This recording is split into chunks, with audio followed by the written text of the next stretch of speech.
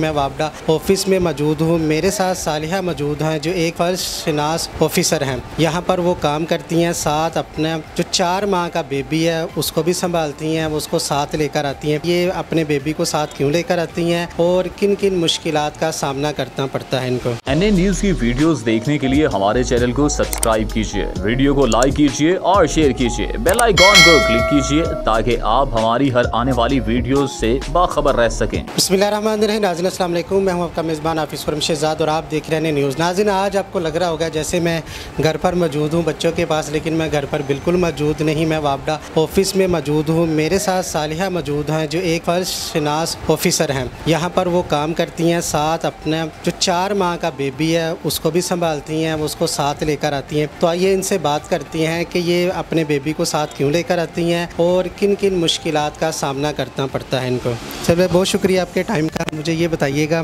First baby आपका? जी बिल्कुल, ये मेरा फ़र्स्ट बेबी है। क्या नाम है इसका? इसका नाम है मोहम्मद मूसा इरफान। अच्छा, तो ये वापडा में आप जॉब करती हैं, यहाँ पर आपकी क्या पोस्ट है? यहाँ पे मेरी पोस्ट है कमर्शियल असिस्टेंट, 16 स्केल है मेरा। और यहाँ पे मेरी कंज्यूमर डीलिंग बहुत ज़्यादा है और आज जैसे कि मंथ एंड है और इसमें तो कंज्यूमर डीलिंग बहुत ही ज़्यादा है। और प्लस मैं फीडिंग भी करती हूँ, कंप्यूटर पे पंचिंग भी करती हूँ। इतना डिफ़िकल्ट काम है आपका, मसलन के कस्टमर बहुत ज़्यादा आते हैं यहाँ पर, तो परेशान आवाम भी होती है, साथ साथ बिलों का मसला होता है, वो सेग्रीगेशन का मसला होता है, साइन करवाने हैं, किस्तों का मसला, उसके साथ साथ अपने बच्चे को यहाँ पर संभालना कितना डिफ़िकल्ट है आपके लिए? बहुत डिफ़िकल्ट है, बहुत ज़्यादा डिफ़िकल्ट है। जाहिर बात है, वो तो छोटा सा बेबी है, वो रोता भी है, उसको दूध भी चाहिए, लेकिन साथ कंज्यूमर भी डील करने हैं क्योंकि ये मेरी ड्यूटी है, लेकिन ये भी ड्यूटी है। तो जाहिर बात है डिफ़िकल्ट तो है दोनों को मैनेज करना।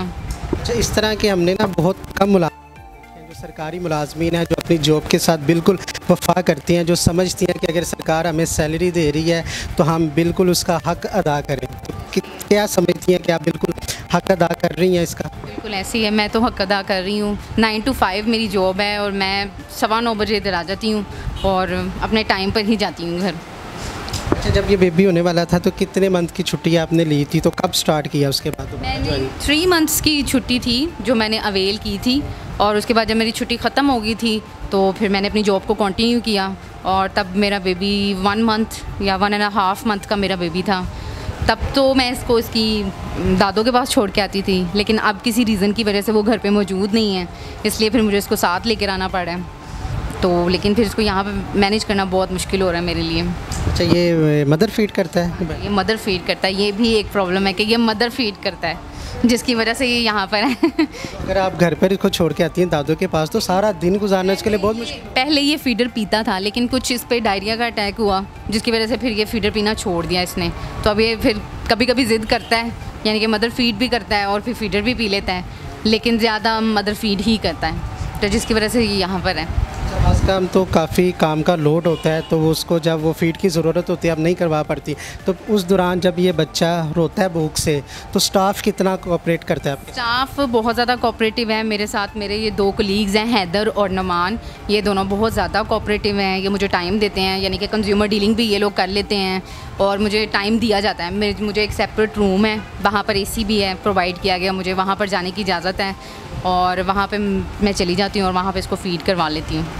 अच्छा, आपके हस्बैंड क्या करते हैं? मेरे हस्बैंड भी लेस्को एम्प्लॉय हैं। हस्बैंड भी लेस्को में है, मदर भी लेस्को में और बेबी भी इस टाइम लेस्को में? ऐसे ही है ऐसे ही है। आने वाले वक्त में ये भी लेस्को ही ज्वाइन करें इंशाल्लाह। अच्छा, तो क्या पैगाम देना चाहेंगी आवाम को? मैं बस यही देना चाहूँगी कि अपनी ड्यूटीज़ के साथ सिंसियर रहिए, क्योंकि ऐसे मैंने काफ़ी ज़्यादा सरकारी मुलाजमीन देखे हैं जो वाकई ड्यूटीज़ पे होते ही नहीं हैं, सैलरीज़ पूरी ले रहे हैं लेकिन टाइम पूरा नहीं दे रहे हैं या काम नहीं कर रहे हैं। अगर हम भी कहीं किसी सरकारी इदारे में चले जाए तो वहाँ पर हमें भी बहुत ज़्यादा प्रॉब्लम्स फेस करनी पड़ती हैं, लेकिन मेरी तो यहाँ पर बैठ के यही कोशिश होती है कि मैं ज़्यादा से ज़्यादा जो है ना आवाम की खिदमत कर सकूँ, अपना पूरा टाइम दूँ ड्यूटी को और किसी को मेरी वजह से कोई प्रॉब्लम ना हो। अच्छा, अभी तो ये 4 मंथ का है, ये ठीक है, तो ये आपके साथ आ रहा है, तो कब तक आप सोच रही हैं कि आपने फ्यूचर में सोचा है कब तक इसने साथ आना है, या घर पे अगर दादों के पास रहेगा तो किस तरह?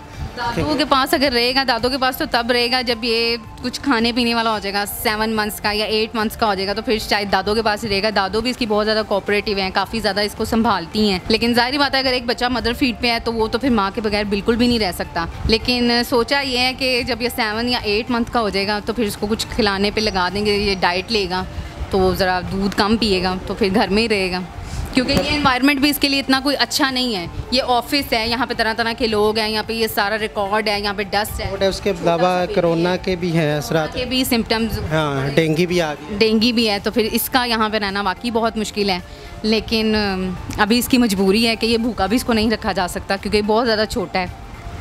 अच्छा, आप माशाल्लाह आप सैलरी भी सरकारी मुलाजिम है, आप सैलरी भी आपकी अच्छी होगी, आपके हस्बैंड की भी सैलरी है, तो कोई आया वगैरह भी साथ रखी है जो इसको संभालती हैं कि उनकी कोई वो यानी कि मेड की तलाश जारी है, लेकिन अभी मेड मिली नहीं है हमें, तो यानी कि मेड की तलाश जारी है। वाकई इसके लिए मेड होनी चाहिए, यानी कि जो काम के दौरान मेरी हेल्प कर सके, लेकिन फ़िलहाल तो मुझे कोई अवेलेबल नहीं है मेड। मैंने इसको कैमरे की स्क्रीन पे आप अपील कर सकती हैं? हाँ बिल्कुल, मैं अपील करती हूँ कि अगर कोई मेड है तो प्लीज़ मुझे चाहिए, तो आप जो है ना मेड मुझे प्रोवाइड करें। अच्छा, एक ये भी तासुर होता है कि जो ससुराल वाले होते हैं या हथियाल वाले जो होते हैं तो वो ये भी इतराज़ उठाते हैं कि छोटे से बेबी को लेके ऑफिस जा रही है या जॉब छोड़ देती या घर पे रखती है, कोई बंदोबस्त ऐसा कुछ नहीं है। यानी कि मेरे ससुराल वाले भी बहुत ज़्यादा कोऑपरेटिव हैं, यानी कि उनको पता है कि जॉब मैं शादी से पहले ही करती थी और शादी के बाद भी मैंने कंटिन्यू रखी, और उसके बाद उनको पता था कि बेबी के बाद भी मैंने कंटिन्यू रखनी है जॉब,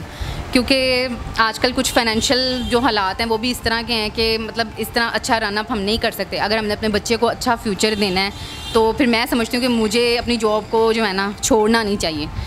तो क्योंकि मेरी सैलरी भी हैंडसम है और मेरे बेटे के फ्यूचर के लिए भी अच्छा है, तो मेरे ससुराल वालों का ऐसा मेरे पे कोई प्रेशर नहीं है कि बेबी को साथ क्यों लेके जा रही है या जॉब छोड़नी है।